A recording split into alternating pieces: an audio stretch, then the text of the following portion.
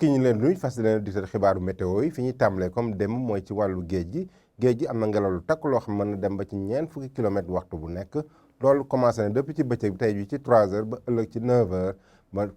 mi ngi concerné gox goxaan yëpp diggante Ndar Ndakaaru ba côté Cap Skirring ñu xool nataal niir yi ci Afrique sowu jant nu mu tëddee ay niir yoo xam ne daanaka bëriwul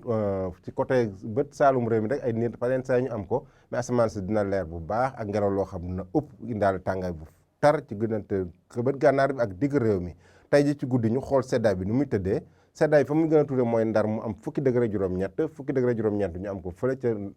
Thiès ñaar fukki degré ñu am ko diggante Ndakaaru Mbuur ba côté Louga ñaar fukki degré ñaar ñu am ko Kaolack Fatick ñaar fukki degré ñett fële ca Sédhiou ñaar fukki degré benn ñu am ko Ziguinchor bu ñu demee ba ci digg bi nañ am ñaar fukki degré ñaar Linguère ñaar fukki degré juróom ñu am ko Kolda ak Kaffrine mais tàngaay bi comme démb mi ngi gën a ñu koy séntu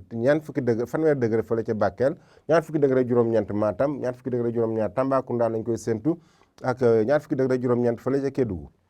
ñu xool aju ba ngi nu muy demee maanaam tàngaay bëccëg bi nu muy demee tàngaay bi comme fan yi yëpp boo ko xoolee Dakar lay gën a fexe parce que na am ñaar fukki degré juróom foofu daanaka du tàng ci bëccëg bi ñaar fukki degré juróom-ñett ñu am ko fële ca Ndar bu ñu demee ba ci digg réew mi ay fanweeri degré benn la ñuy am Thiès fanweeri degré juróom-ñaar Mbuur bu ñu demee ba wàcc suuf Ziguinchor am fanweeri degré juróom-ñeent ñeent fukki degré ñoo commencé ko am tuuti ci côté Sédhiou bi ak benn ñeent fukki degré ñaar fële ca Kolda bu ñu demee ba ci Fatick Kaffrine am ñeent fukki degré ñett Tambacounda commencé tàng tuuti am ñu séntu fa ñeent fukki degré ñeent na tàng lool ci bëccëg bi ñeent fukki degré ñeent tam ñu am ko Kédougou mais tàngaay bi nga gën a fësee diggante Matam ak Bakel parce que foofu na am ñeent fukki degré ak juróom foofu na tàng lool tuuti sama mbokk yi ndax ñi nga xam dañuy woor fanweeri degré ak juróom-ñett ñu am ko fële ca Podor ak asamaan soo xam par yenn saay mu niis par yenn saay tam jant bi fenk bu baax mais nag ñu fàttaliwaat tuuti ngelaw li nga xam mi ngi am ci géej gi à partir de tey ji la commencé ci 3h mën a dem ba ëllëg ci 9h nañ ci bàyyi xel bu baax bal sama mbokki nappkat bala ñuy dem géej ñu suivre xibaaru météo yooyu